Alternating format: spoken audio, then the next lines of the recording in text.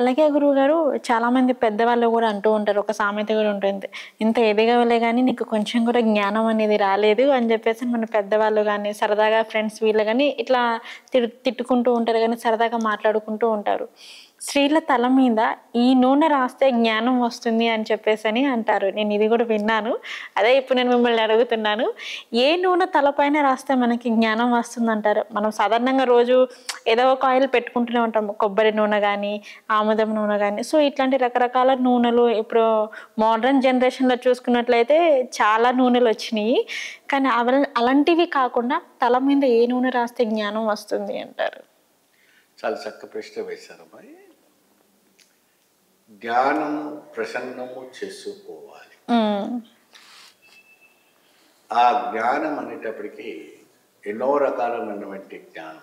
అంటే ఇప్పుడు మందబుద్ధి, మంద శరీరము, బద్ధకస్తము, దానికి ఏం చేస్తారంటే ఎంత చెప్పినా కూడా ఏనుగు చెవులో శంఖం ముద్దినట్టే వినటట్టే లేడు వదిలేస్తారు. అలాంటి వారికి ఒక అద్భుతమైనటువంటి ప్రకృతి వనస్పతి మనకి ఎన్నో ఒకటి వరం ఇచ్చింది. వనస్పతి, ఈ వనస్పతిలో మనకి ధనవంతరి తైలంలో ఉన్నటువంటిది ధనవంతరి ఓకే. ధనవంతరి తైలం కోటక్కల్, కేరళ వాళ్ళది.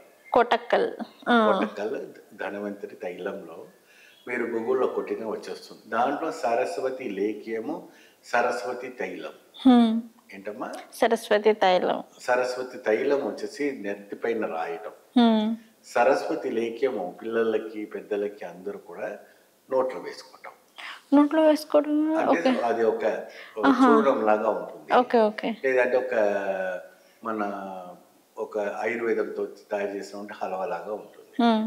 సరస్వతి లేఖ్యం స్వీకరించడం, సరస్వతి తైలము శిరస్సు పైన తరవటం వల్ల ఎక్కడైతే కూడా మేధస్సులో ముడిపడిన వంటి నరాలు ఉన్నా ఆ నరాలన్నీ కూడా విరుచుకొని వారి మేధస్సు స్పోక్ కొడుతుంది. ఇట్లాగా అది స్పాట్లైట్స్ మొత్తం కూడా పోయి వాడికి జ్ఞానం అనేది మంచిగా స్పోకింగ్ అంతే. మొత్తం కూడా దృష్టి చదువు మీద, ఉద్యోగం పైన, కర్తవ్యం పైన, ధనం పైనే ఆయన రావటం అనేది జరుగుతుంది. ఆ మాడనెత్తి అంటారు, మీకు తెలిసి ఉంటుంది. చిన్నప్పుడు చిన్నపిల్లలకి మెత్తగా ఉంటుంది. ఆ ప్రదేశంలోని ఇవన్నీ కూడా రాయాలి. ఎప్పుడైతే కూడా ఈ సరస్వతి చూర్ణాన్ని మీరు పాలలో కలిపి కానీ, నీళ్ళలో కలిపి కానీ, లేదా నీరు కానీ మొండికేస్తారు. పిల్లలు తాగరు, సరదాగా ఇవన్నీ తింటామా చేస్తామా అంటుంటారు.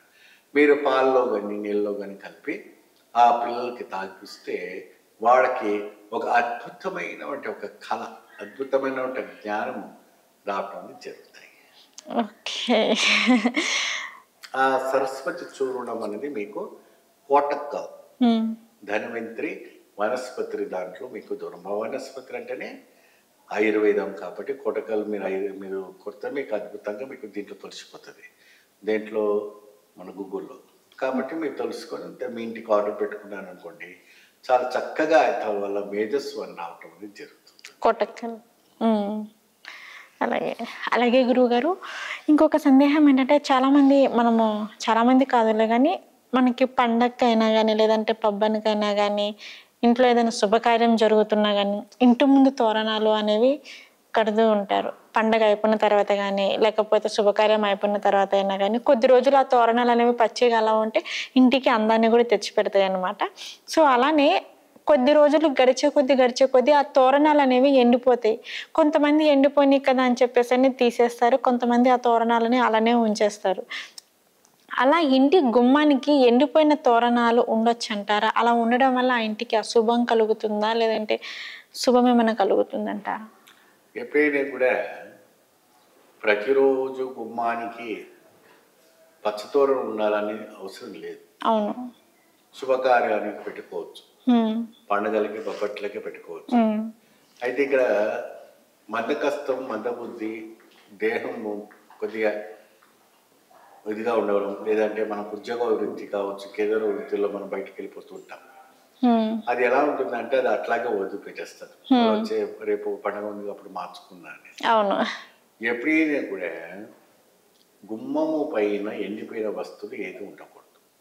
కానీ చాలా మంది దండల రూపంలో కానీ తోరణాల రూపంలో కానీ ఇట్లా వేస్తుంటారు కదా. అట్లాగే వేసి వదిలేస్తారు. అవును.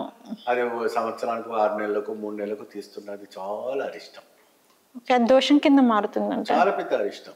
ఎందుకంటే మీరు రోజు దాని కింద నుంచే పోవాలా, దాని కింద నుంచే పోవాలి. అవును, దాని మీద నుంచి. ఆ ద్వారం ఎటువంటిదై ఉండాలి? చాలా పరిశుద్ధమై ఉండాలి. ఆ దేహం అంతా పరిశుద్ధమై ఉండాలి. మీకు అందుకే ఎప్పుడైనా కూడా శ్రీవారి యొక్క వెండి గుమ్మము, బంగారపు వాకిలి చూడండి, ఎప్పుడు పచ్చతోరణం కనపడుతుంది, అరటాకు కట్టేసి ఉంటుంది.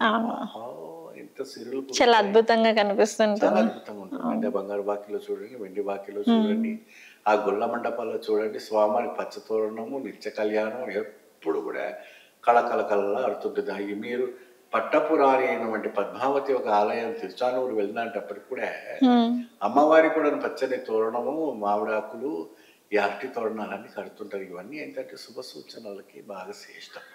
అందుకే మన గుమ్మం ప్రతి వాళ్ళ ఇంట్లో గుమ్మానికి పండుగ అయిపోయిన 2 రోజులకైతే మొత్తం తీసేసండి. ఓకే. తీసి మీరు ఏదైనా అలంకరణ బెల్స్ టైప్ కానీ ఇంకా వేరే మామిడి ఆర్టిఫిషియల్ మామిడి ఆకులు కానీ అలాంటివి పెట్టుకొని గుమ్మానికి మాత్రాన పెయింట్ కొట్టకూడదు. మీ గుమ్మానికి పసుపుదా పుయ్యాల, అలంకరించాల, ఒళ్ళు వంచి ఆ గడపకు సేవ చేయాలి. గడపకు ఎంతకు సేవ చేస్తే మీకు అంత లక్ష్మి అనేది నిరంతరంగా కొరగటం అనేది జరుగుతుంది.